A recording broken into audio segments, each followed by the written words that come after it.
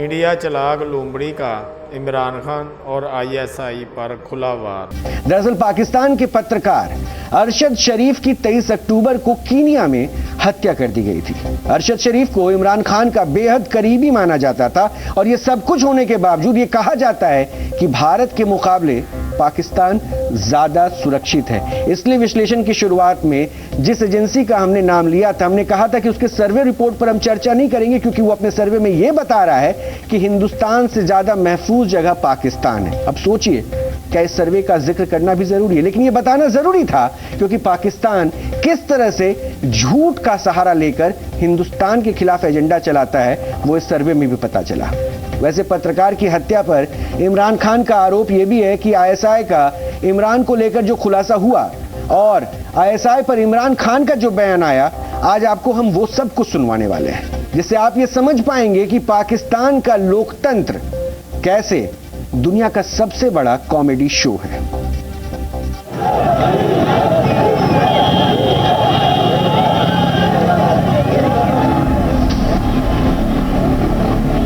अरशद शरीफ, इसको जब धमकियां आई, नामालूम नंबरों से धमकियां आई कि ये ना कहो, सच ना बोलो, ये जो रजीम चेंज हुई है, वो जब इसको एक्सपोज करना शुरू किया, उसके ऊपर धमकियां आई, डराया गया।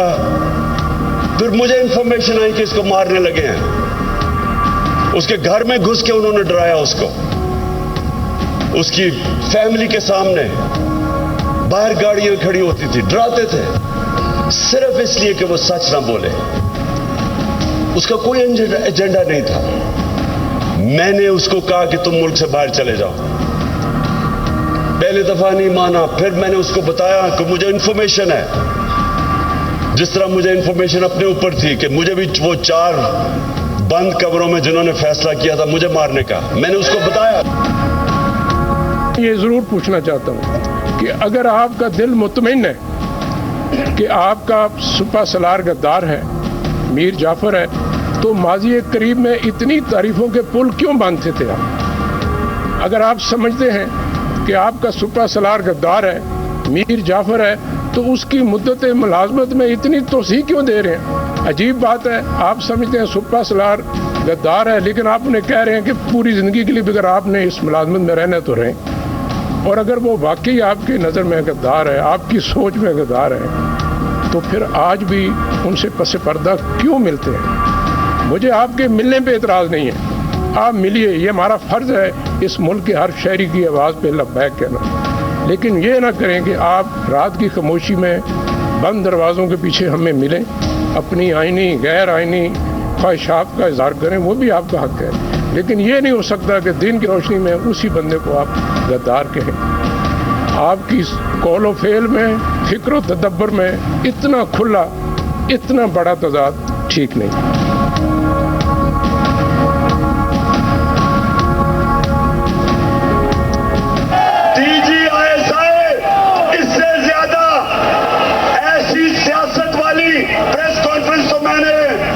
शेख रशीद को भी नहीं करता सुना।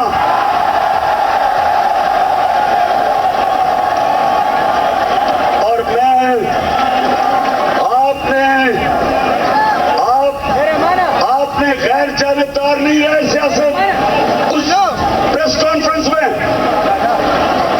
कॉन्फ्रेंस आपने की तो कम से कम वो जो चोरों के टोले बैठे हुए हैं उनके ऊपर क्यों नहीं बात की? सारा निशाना इमरान खान के ऊपर। हम DGISI साहब, जब हम तनकीद करते हैं, हमारी तामीरी तनकीद है, आपकी बेहतरी के लिए करते हैं। हम अपने मुल्क को नुकसान नहीं पहुंचाना चाहते। और मैं फिर से कह रहा हूं, मैं बहुत कुछ कह सकता हूं, आपके जवाब दे सकता हूं, लेकिन मैं ये नहीं चाहता कि मेरे मुल्क के इदारे कमजोर हों।